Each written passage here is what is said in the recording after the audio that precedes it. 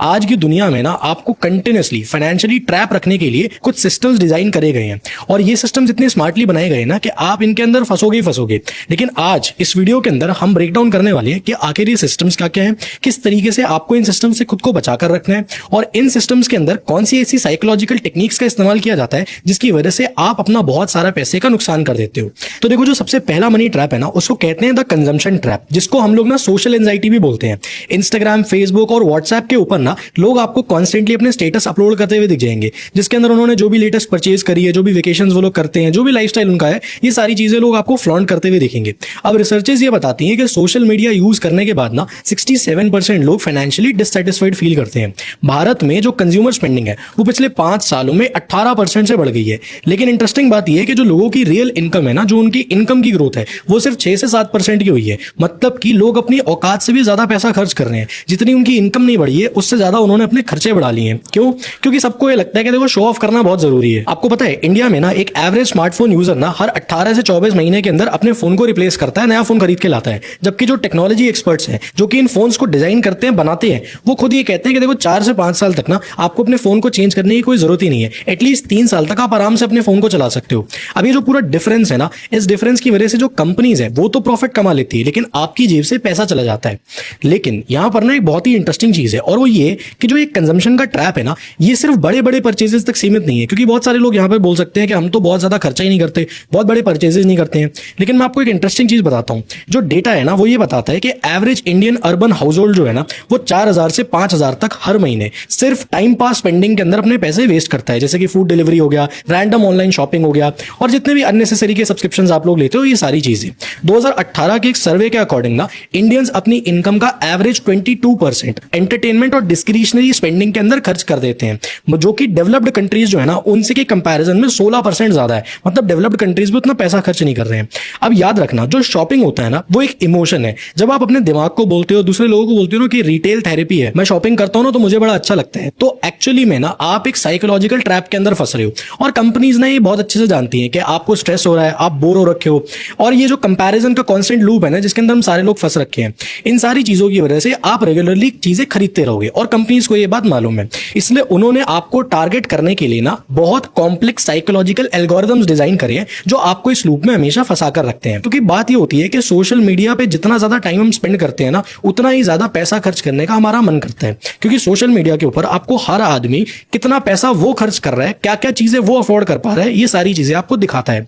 और रिसर्चेस ये प्रूव करती है कि सोशल मीडिया यूजेज जितना कम आप रखोगे ना, उतने ही ज्यादा फाइनेंशियली आप खुद को सेटिस्फाइड फील करवा पाओगे।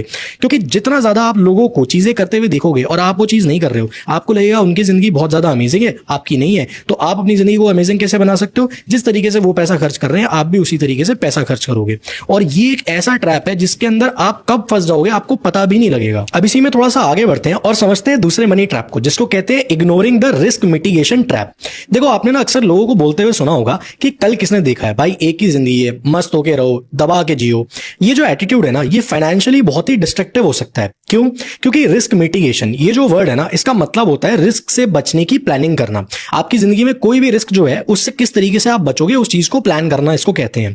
और वेल्थ क्रिएशन का ना ये सबसे ज्यादा अंडररेटेड एस्पेक्ट है। अब ऐसा मैं क्यों कह रहा हूं, इसको मैं आपको समझाता हूं। IRDAI की एक रिपोर्ट के अकॉर्डिंग ना, उनके डेटा के अकॉर्डिंग, इंडिया में सिर्फ 4.2% पॉपुलेशन ऐसी है जिनके पास एडिक्वेट, मतलब कि जितना जरूरी है उतना हेल्थ इंश्योरेंस का कवर है। और जो लोग इंश्योर्ड है ना, उनमें से भी 76% लोग सिवियरली अंडर इंश्योर्ड है। मतलब कि उनको जितने इंश्योरेंस की एक्चुअली में जरूरत है ना, उससे भी कम इंश्योरेंस उन्होंने लेके रख रखा है। यानी कि अगर एक्चुअली में उनको कोई मेडिकल इमरजेंसी आ जाए, कोई भी मेडिकल एक्सपेंस देना पड़ जाए, तो उसके कंपैरिजन में उनका इंश्योरेंस बहुत ही कम है और वो उस चीज को बेयर नहीं कर पाएंगे। अब देखो, हेल्थ और लाइफ ये दो ऐसी चीजें हैं ना, जो कि सबसे ज्यादा वैल्यूएबल होती है हम सबके लिए। लेकिन हम लोग इस चीज को प्रोटेक्ट करने के लिए जो सबसे पहला स्टेप होता है, जिसको कहते हैं इंश्योरेंस लेकर रखना, वो ही नहीं करते हैं।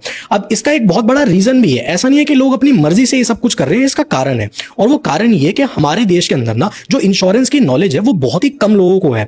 तो लोगों को ये मालूम ही नहीं है कि आखिर कौन सा प्लान लेना चाहिए, कौन कौन से राइडर्स लेने चाहिए प्लान के साथ साथ, क्या देखना पड़ता है जब इंश्योरेंस लेनी होती है।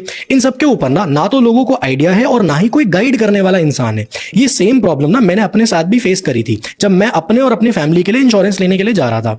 फिर मैंने थोड़ा सा इंटरनेट पर रिसर्च करी, देखा कि किस तरीके से मैं इस चीज को सॉर्ट कर सकता हूं, तो मेरे को ना डिट्टो के बारे में पता लगा। अब मैं ये चीज आपके साथ शेयर भी करता हूँ क्योंकि ये मेरे पर्सनल एक्सपीरियंस से आता है। देखो मेरी ना डिटो ने बहुत ज्यादा हेल्प करी है, क्योंकि पहली चीज तो ये लोग स्पैमिंग नहीं करते हैं। तो जेन्युइनली अगर आपको इंश्योरेंस लेना है ना तो उसी के अकॉर्डिंग ये आपकी हेल्प करेंगे, और अगर आपको नहीं लेना तो कोई दिक्कत नहीं है, कोई जबरदस्ती नहीं है। अब क्योंकि ये लोग आपको कभी भी फोर्स नहीं करते हैं, तो जो भी एडवाइस आपको दी जाती है वो हमेशा ऑनेस्ट एडवाइस देते हैं। अब देखो जो बेस्ट बात है ना यहाँ पे वो ये कि पॉलिसी कंसल्टेशन जो है ना वो एकदम फ्री ऑफ कॉस्ट होता है। आप अपनी नीड्स बताओगे, आपकी सिचुएशन को ये लोग अंडरस्टैंड करेंगे, समझेंगे, देखेंगे कि क्या क्या चीजें, और उसी हिसाब से आपके लिए जो बेस्ट पॉलिसी होगी ना वो आपको ट्रांसपेरेंटली ये लोग बता देंगे। इनफैक्ट मेरे जैसे लोग जो काफी ज्यादा जानकारी रखने में इंटरेस्टेड होते हैं ना, जो इंश्योरेंस की कॉम्प्लेक्सिटीज होती है उनको समझने के लिए इनकी वेबसाइट के ऊपर एजुकेशनल टूल्स भी अवेलेबल है। अब देखो पॉलिसी लेने के टाइम पर और क्लेम लेने के टाइम पर ये दो ही ऐसी जगह होती है जहां पर हम में से ज्यादातर लोगों को सबसे ज्यादा दिक्कत आती है। मैक्सिमम लोग यहीं पर फंसते हैं। अब इनकी एक अच्छी चीज ये है कि पॉलिसी लेने से लेकर डॉक्यूमेंटेशन और क्लेम लेने तक, क्लेम सेटलमेंट के सपोर्ट देने तक, ये सारी चीजें आपको करके देते हैं। मुझे जेन्युइनली डिटो से काफी ज्यादा हेल्प हुई। और देखो फाइनेंशियल सिक्योरिटी ना आपकी टॉप प्रायोरिटी होनी चाहिए। तो आप भी अगर जेन्युइन तरीके से अपने और अपनी फैमिली के लिए इंश्योरेंस एक्सप्लोर करना चाहते हो तो मैंने डिटो का लिंक नीचे डिस्क्रिप्शन कमेंट बॉक्स में आपके लिए डाल दिया है, आप वहां से जाकर डेफिनेटली चेकआउट कर सकते हो। अब इसी में आगे चलते हैं और समझते हैं अगले मनी ट्रैप को, जिसे कहते हैं the EMI and credit trap. देखो no cost EMI, buy now pay later, zero down payment, ये सारी चीजें सुनकर आपको इतना मजा आता है ना, आपको लगता है कि अरे वाह कुछ फ्री में मिल रहा है। It sounds like a free lunch, right?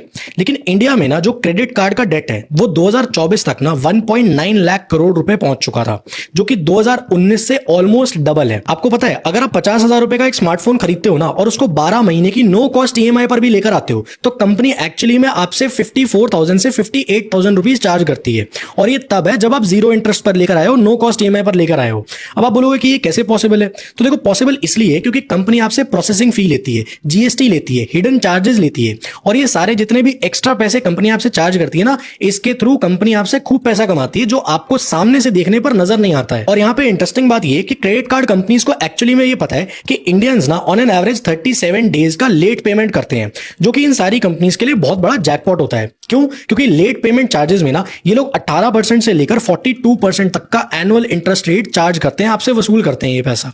Financial data analytics firm CIBIL के अकॉर्डिंग ना 40% इंडियंस रिवॉल्विंग क्रेडिट का इस्तेमाल करते हैं, यानी कि वो लोग मिनिमम पेमेंट जो होती है वो देते हैं अपने क्रेडिट कार्ड की, और बाकी का जो पैसा होता है उसको रोल ओवर पर डाल देते हैं। अब इससे होता क्या है, जो कंपनीज है ना, जो बचा हुआ अमाउंट है जो आपने रोल ओवर पर डाला है उसके ऊपर आपसे एनुअली 36% से लेकर 42% तक का इंटरेस्ट चार्ज करती है। लेकिन ये जो ईएमआई का ट्रैप है ना, ये सिर्फ फाइनेंशियल ट्रैप नहीं है, ये एक बहुत बड़ा साइकोलॉजिकल ट्रैप होता है।